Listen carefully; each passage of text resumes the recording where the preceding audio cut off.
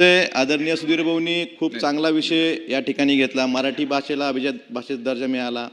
2013 पासून आतापर्यंत मराठी भाषेसाठी जे मंत्री काम करतायत त्यांच्या हाताच्या सगळ्या गोष्टी आहेत। पण सगळ्यात महत्त्वाचा विषय आहे की शासकीय कामकाज मराठीतून झालं पाहिजे। हे होतंय का? सुधीर भाऊ, मराठी भाषा समिती आहे, मी त्या समितीचा सदस्य आहे। आशुतोष काळे साहेब त्याचे अध्यक्ष आहेत। पण या समितीला खूप मर्यादित अधिकार आहेत। आम्ही त्या समितीमध्ये विचारलं, एखादं ऑफिस जर मराठीतून कामकाज करत नसेल तर आपण त्याच्यावर काय करू शकतो? तर ते म्हणणे फक्त आम्ही त्यांना कळवू शकतो तुम्ही मराठीत कामकाज करा। मग एवढं विनंती करू शकतो। मग त्यात कायदा आणणार का? जर एखाद्या शासकीय कार्यालयातून जर मराठी भाषेतून कामकाज होत नसेल, आता साधं कोर्टात न्यायालयाचं कामकाज मराठीतून होतं का? सर्वसामान्य माणसाला निकाल इंग्रजीतून येतो, तो वकील सांगेल तोच निकाल त्याला समजावा लागतो। बँकेत एखादा शेतकरी गेला तर लहान लहान अक्षरात इंग्रजीमधून कर्जाचा फॉर्म असतो, 100 ठिकाणी सह्या घेतात। त्याला माहीत आहे का आपल्याकडून काय लिहून घेतलंय? या साध्या गोष्टी आहेत। तुम्ही MIDC चेअरमन आहेत, तुम्हीच सांगा MIDCचं कामकाज सगळं मराठीतून होतंय का? आपली जी अंगीकृत महामंडळ आहेत, मराठी भाषा समितीचं कामकाज होतंय का, मराठीतून कामकाज होतंय का नाही, यासाठी जिल्हाधिकाऱ्यांच्या अध्यक्षतेखाली एक कमिटी आहे। महाराष्ट्रात किती जिल्हाधिकाऱ्यांनी बैठका घेतल्या? कारण जिल्हाधिकाऱ्यांनाच किती मराठी येते हा प्रश्न आहे। किती मराठी जिल्हाधिकारी आहेत? त्यामुळे त्या बैठका घेतील का ते?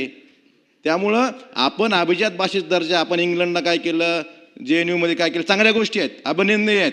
पण मराठी भाषेचा वापर झाला पाहिजे यासाठी सुद्धा जे एखादा ऑफिस कामकाज करत नसेल, हिंदी राजभाषा समिती जशी काम करते तशा पद्धतीचे अधिकार तुम्ही मराठी राजभाषा समितीला देणार का? तसे दिले पाहिजेत। आणि आपण बोलण्यापेक्षा कृतीतून हे दाखवून देऊ आणि 100% कामकाज मराठीतून झालं पाहिजे, यासाठी मराठी भाषा मंत्र्यांनी काम करावं। अध्यक्ष महोदय, कैलास पाटील साहेबांनी अतिशय 2 महत्त्वाचे मुद्दे या ठिकाणी मांडलेले आहेत की मराठी भाषा समितीची विधिमंडळाची आहे।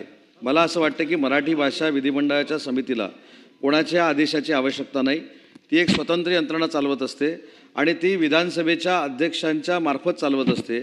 त्याच्यामुळं आपली जर अपेक्षा असेल तर पुढच्या अधिवेशन संपल्यानंतर आपली जी मराठी भाषेची समिती आहे ती, आमची मराठी भाषा सल्लागार समिती आहे ती, आणि विशेषतः सुधीर भाऊंना पण त्याच्यामध्ये घेऊ, अशी आपण एक विस्तारित बैठक लावू आणि त्याच्यावर नक्की 100% कारवाई करू। आता जो मुद्दा कैलास पाटील साहेबांनी अजून एक सांगितला त्याच्यावर मी सांगतो की आपलं म्हणणं अतिशय बरोबर आहे आणि ह्याच्यानंतर तुम्ही जे जे सांगाल ते आम्ही ऐकणार आहोत, तुम्हाला चिंता करण्याची आवश्यकता नाही। मुद्दा हा आहे की कैलासजींनी सांगितलं की या संदर्भामध्ये जिल्हाधिकाऱ्यांच्याकडे एक समिती आहे आणि त्याची बैठक होत नाही। ही बैठक होत नाही हे लक्षात आल्यानंतर आम्ही आउटसोर्स पद्धतीनं प्रत्येक जिल्ह्यामध्ये क्लास 1 सारखा मराठी भाषा अधिकारी देतोय, त्याच्या हाताखाली 2 क्लार्क देतोय आणि त्याचं स्वतंत्र कार्यालय हे जिल्हाधिकारी कार्यालयामध्ये करण्याचा निर्णय मराठी भाषा विभागानं घेतलेला आहे। येत्या 1 महिन्यामध्ये याची कार्यवाही होईल, टेंडर प्रोसेस 15 दिवसामध्ये होईल आणि प्रत्येक जिल्ह्यामध्ये म्हणजे धाराशिवला देखील तुमच्याकडे आता जिल्हाधिकाऱ्यांकडे जायची आवश्यकता नाही। जो मराठी विभागाचा मराठी भाषा अधिकारी असेल तो भविष्यामध्ये मराठी भाषा विभागाचं काम करेल आणि जी समिती आहे, जिल्हाधिकाऱ्यांची समिती आहे, त्याला देखील सक्ती केली जाईल।